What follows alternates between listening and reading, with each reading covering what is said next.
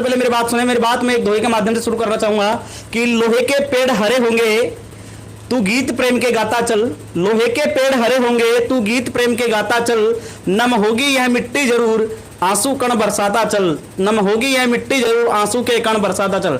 अर्थात हमें केवल मेहनत करने की आवश्यकता है, हमें जरूर एक दिन सफलता मिलेगी। साथियों, इसी के ऊपर आपको कुछ मोटिवेशन भी मिलेगा और कुछ यहाँ पर जानकारी भी। इसी के ऊपर मैं आपको एक कहानी सुनाने जा रहा हूँ ताकि आपको ये ना लगे कि हमारे ऊपर ये जो इस समय लॉकडाउन चल रहा है या फिर जो महामारी चल रही है उससे हम उसका जो अधिकतर भय बैठा हुआ है उससे बाहर भी आ पाएंगे और हमारी तैयारी भी अच्छे से हो पाएगी। इसके लिए मैं आपको एक सबसे पहले कहानी सुनाऊंगा एक किसान की। एक गांव में एक किसान रहता था। उस किसान के एक बड़ी सुंदर बेटी थी।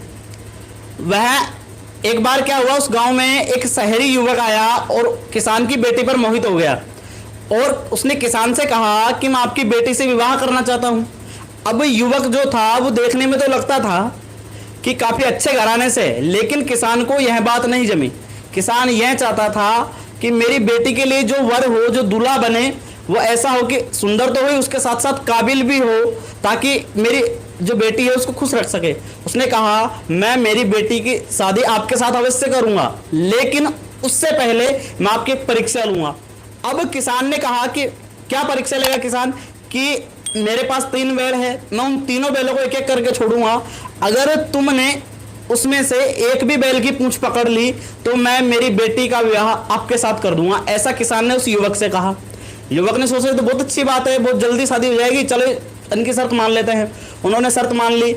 अब किसान ने कहा आप दूर खड़े हो जाइए, मैं बाड़े से बैल छोड़ दूंगा, आप पूंछ पकड़ लेना। युवक दूर खड़ा रहा।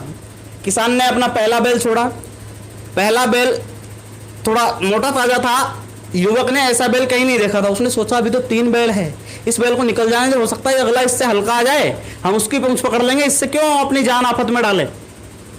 जैसे ही पास आया वो बैल निकल गया। वो बैल पास आया तो किसान ने दूसरा बैल, फिर दरवाजा खोला, दूसरा बैल छोड़ दिया। दूसरा बैल जैसे ही छोड़ा तो वो पहले वाले से भी ज्यादा भारी था, ज्यादा तेज था। उस बैल को, दूसरे वाले को देखते ही युवक के मन में ख्याल आया कि मैं पहले वाले बैल की अगर पूंछ पकड़ लेता तो ज्यादा अच्छा था, ये तो और भी भारी है। उसने सोचा चलो इसको भी जाने देते हैं, अगले बैल की प्रतीक्षा करते हैं। तीसरा बैल जैसे ही किसान ने वहां से छोड़ा उसके बाड़े से, तो यह क्या बैल बिल्कुल मरियल सा था। युवक बहुत खुश हुआ। उसने सोचा अब तो मैं इस बैल की पूंछ पकड़ ही लूंगा। जैसे ही बैल, तीसरा बैल उसने छोड़ा तो उसके पूंछ नहीं थी। युवक को यह समझ आ चुका था कि ये जो अवसर मेरे हाथ से गया, मैंने अवसर गंवा दिया है, मैं इससे शादी नहीं हो सकती, मैं जाता हूं। अर्थात इससे हमें जो शिक्षा मिलती है कि हमें जो अवसर मिलता है उसे हमें अच्छा बनाना चाहिए। अच्छा अवसर कभी मिलता नहीं है, अवसर को अच्छा बनाना हमारे हाथ में।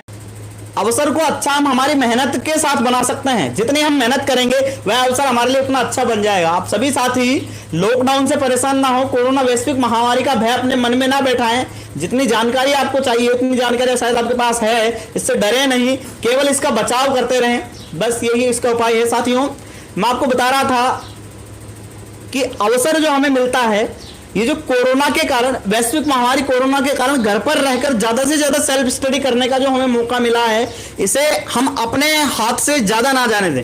ये बिल्कुल इतना अच्छा हमारे लिए मौका मिला है, इससे अच्छा मौका हमें कभी मिल नहीं सकता।